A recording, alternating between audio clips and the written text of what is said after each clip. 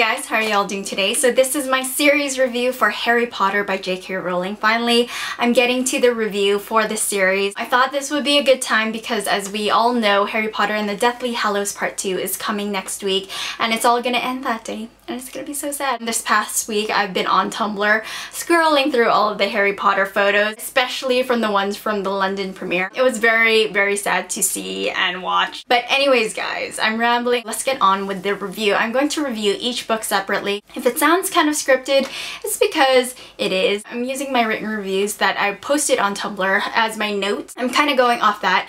I tried winging it, but it didn't turn out so interesting and I was blanking out most of the time. Let's get started. As you guys know, the first book in the Harry Potter series is Harry Potter and the Sorcerer's Stone. So let's talk about the synopsis. We are introduced to our hero, Harry Potter. He is just a baby when he became an orphan and he's dropped on the doorstep of the Dursleys. And the Dursleys are just horrible, horrible people. They do not like strange things. For example, magic. They don't like it at all. As Harry grows up, he is pushed around by them, ignored, and just treated really awfully. It's not until Harry turns 11 years old that he finds out he's a wizard. Say what? I know. Harry is accepted into Hogwarts, the School of Witchcraft and Wizardry, and that's basically where the plot takes off, guys. Harry starts to learn all about the magic and this wizarding world. He also finds out about his dark past. Let's talk about the characters, shall we? We have Harry, Ron, and Hermione, the three amigos, I call them. I just love their relationship in this book and throughout the series. I thought they were amazing. Just the dynamic between all three characters were really great to read about. I was pleasantly surprised. Not only are the Weasleys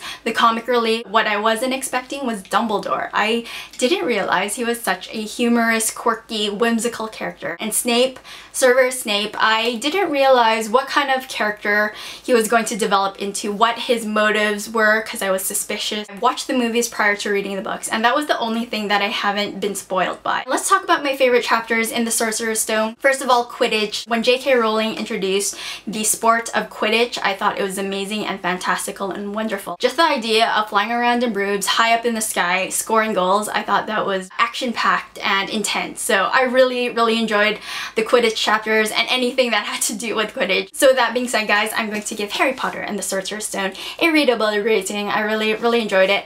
First book in series, I always really enjoy because you're introduced into this new world and all the new characters. So the next review, guys, is on Harry Potter and the Chamber of Secrets, the second book in the Harry Potter series. Get into a quick synopsis. Harry is miserable during summer break with the Dursleys. Harry hasn't heard from Ron and Hermione. His birthday is being ignored yet again by the Dursleys. So it's safe to say that Harry is a bit sullen. Harry is counting down to the days he gets to return back to Hogwarts. A curious character reveals himself, warning Harry not to return to Hogwarts, saying his life is on the line, it's in danger. Screw that. Harry, through events and circumstances, finds himself back into Hogwarts. Mysterious occurrences are happening where Muggleborns are being targeted. But Harry does have more terrible things to handle, including Gilderoy Lockhart, and I hated him. I thought he was so annoying. Let's make some magic, people. Harry Potter and the Chamber of Secrets is full of magic. J.K. Rowling continues to build this wizarding world, this magical, fantastical setting. Learning all these charms and spells and potions was amazing, and I just love magic. Some history lessons. We find all about Hogwarts and the wizards and witches that founded the school. An ever-present divide is brought to our attention regarding the purebloods and half-bloods. Why, hello plot, we meet again. In Harry Potter and the Chamber of Secrets, the meat and potatoes of the plot really doesn't get into gear till we are 3/4 of the way into the book. Not that the Death Day party wasn't a hoot. When it comes down to Harry Potter and Lord Voldemort, I just really get into. Throughout the book is a real mystery and it all leads up to this big climactic end. So with that being said, guys, I'm going to give Harry Potter and the Chamber of Secrets a readable rating. It was a bit slow at first, I thought, but it really gets into high gear towards the end. So the next book, guys, is Harry Potter and the Prisoner of Azkaban, the third book in the Harry Potter series. You know, a lot of people love this book and I can see why. It's definitely different compared to the last two books. Focuses on a lot of backstory and the students before Harry, Ron, and Hermione. Let's get into the synopsis, guys. Harry is of course miserable as ever during the summer. What makes this summer ever so special, in a bad way, is that Mr. Dursley's sister, Aunt Marge, comes to visit. One thing leads to another and eventually Harry Harry ends up blowing her up. The good news is that doesn't lead to Harry's expulsion from Hogwarts. He actually has more bigger things to deal with, including these Reaper-like entities that are trying to suck out his soul is one. Of course, death omens have been following Harry all over the place. Exciting? I would say so. Yeah. Harry Potter and the Prisoner of Azkaban.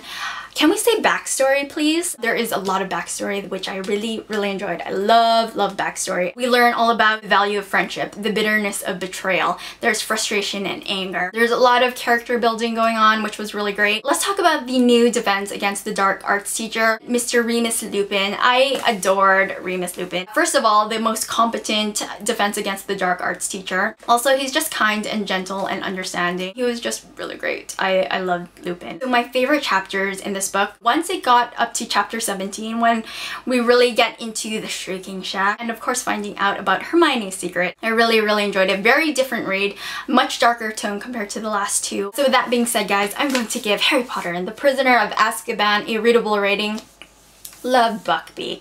Love him. So next, guys, is Harry Potter and the Goblet of Fire, the fourth book in the Harry Potter series. Can you see how big this book is? It's thick. It intimidated me once I saw it. Harry Potter and the Goblet of Fire merges the two elements I love most, the magical elements and setting, and the main story arc of Harry and Voldemort. Those two elements combine nicely together. Let's get on with the synopsis. Harry is ready to go back to Hogwarts, but first, how about some Quidditch? Harry is invited by the Weasleys to watch the World Quidditch Cup, and that part of the book was amazing, by the way. I loved that. It was exciting, it was fun, and by the end of it, kind of terrifying. Fast forward, Harry, Ron, and Hermione are back at Hogwarts, and they find out that an event that hasn't been held for 100 years is coming to Hogwarts. And something very dangerous and deadly could, or shall I say will, happen. Couldn't possibly involve Harry, could it? Yeah, it always does. Let's get into the story. It's pretty damn epic, I must say. This book, Harry Potter and the Goblet of Fire, is the beginning of the end. He who must not be named is ready to rise,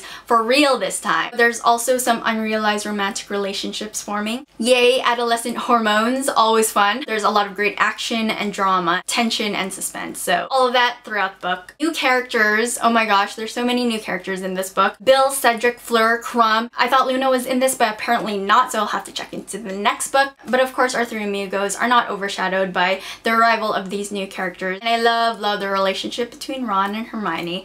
Finally, things start to happen between those two. It's rough. It's very rough though. So with that being said, guys, I'm going to give Harry Potter and the Goblet of Fire a readable rating. I read this book during the John Green month, and putting down Harry Potter was difficult. I wanted to keep going and keep reading. We have the fifth book, Harry Potter and the Order of the Phoenix. Now this book is the biggest one. I thought the Goblet of Fire was, but apparently not. This was a nice surprise. But anyways, guys, let me give you the lowdown of what Harry Potter and the Order of Phoenix is all about. Harry witnesses firsthand the resurrection of Voldemort. He is back. He's on edge and on the lookout for any news that might reveal his return to the world. The Ministry of Magic, of course, is not having this he who shall not be named poppycock. They will discredit Harry and anyone who says otherwise. Through a series of crazy events, Harry is back at Hogwarts. He is introduced to the new defense against the dark arts teacher, Dolores Umbridge, which I also hated. Things are starting to ravel out of control, and it's time for Harry to take matters into his own hands. Why, Dumbledore? Why? Harry Potter and the Order of the Phoenix is full of mystery. Voldemort has returned and is biding his time for the right moment to attack, and Dumbledore is trying to stay one step ahead of him. Harry has no idea what's going on, what's being planned, and it's more than frustrating for him. The anticipation and suspense builds throughout the book, and Harry has even more distractions and enemies to deal with. Highly emotional, Harry is under great scrutiny and has to rise above and take assurance in himself where his peers are relying on him. People are tense. I was tense. Well, I see. Reading Harry Potter and the Order of the Phoenix, there were references to Harry Potter that I've seen a lot, and I had no idea what it was referring to or what it meant. Finally, I know why Weasley is my king and why I can see Thestrals. Bex, I know what your username means, and I agree, Weasley totally is my king. With that being said, guys, I'm going to give Harry Potter and the Order of Phoenix a readable rating. My heart really felt heavy for Harry at the end of the book because it was just so sad. So sad. So my next review is on Harry Potter and the Half-Blood Prince, the 6th book in the series. One of my favorites, I would say. Finally, the Ministry of Magic has recognized Voldemort's return. Everyone is on edge, lying low and keeping their heads down. And as everyone tries to fade into the background, Dumbledore is stepping up into the forefront. Dumbledore finally reveals to Harry the backstory of the man who changed his fate before he became he who must not be named, Tom Riddle. And so Harry must retrieve an important memory that can uncover a crucial element in defeating Voldemort once and for all. Finally. So Tom Riddle, that handsome, manipulative bastard. So uncovering Tom's backstory from who his parents were, his lineage, to finding out characteristics when he was a child that reflects who he is today, I found really, really fascinating. Love is in the air, kind of. So finally being proved right that Voldemort has returned, Harry is more attractive than ever. Admirers are biting for Harry's attention, but Harry only has eyes for one girl, and it happens to be his best mate's little sister. Found that relationship, Harry and Ginny, out of nowhere. I could kind of see the chemistry between those two. It's definitely better explained in the book than in the movies, for sure. But really, when it comes down to relationships, even the chosen one doesn't hold a candle to that of Ron and Hermione. I love Ron and Hermione. Their relationship is even more tense and complicated, and it doesn't help that Lavender Brown is up in Ron's grill. So when it came down to it, just fun and entertaining to read about. Dumbledore, people. Dumbledore. Kind of solidified Dumbledore being my favorite character throughout the series. I love him a whole lot. He made such an impact on Harry and his characters, and his profound words and wisdom just made an impact on me. J.K. Rowling, really. Dumbledore being spotlighted in the Half-Blood Prince was amazing to read about, and I really appreciate reading him in this book. That being said, guys, I'm going to give Harry Potter and the Half-Blood Prince a readable rating. I loved it a whole lot, and I was enthralled by learning who the Half-Blood Prince was. We won't get into it because it's kind of spoilerish.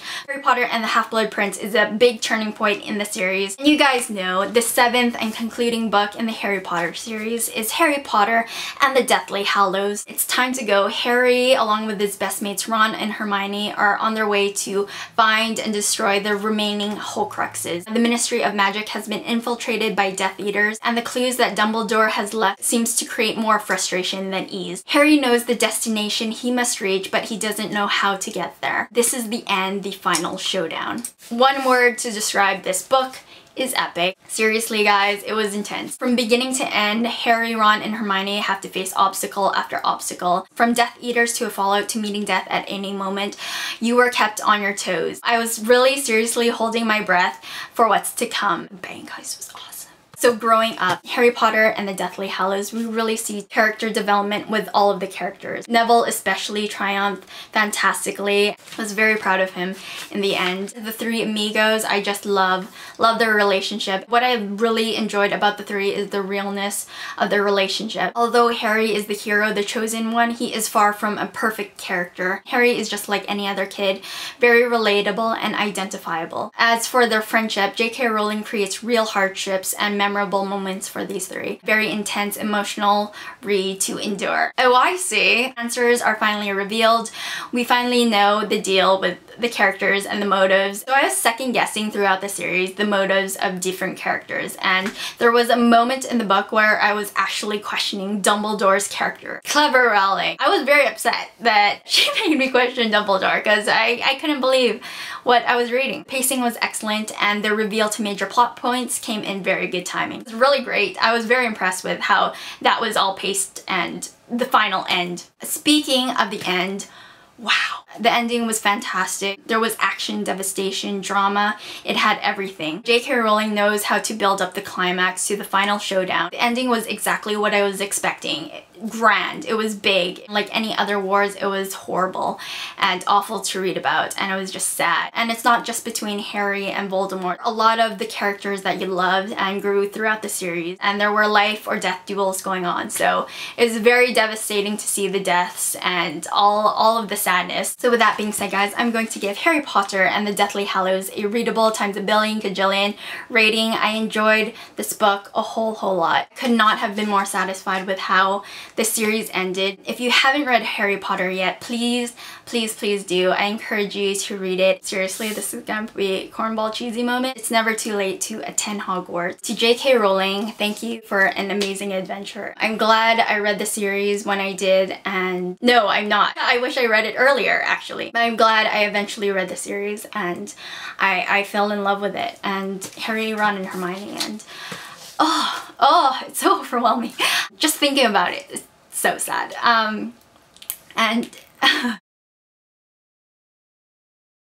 So that's everything, guys. That's my series review on Harry Potter by J.K. Rowling. Amazing read. Yeah, I loved it. Bye.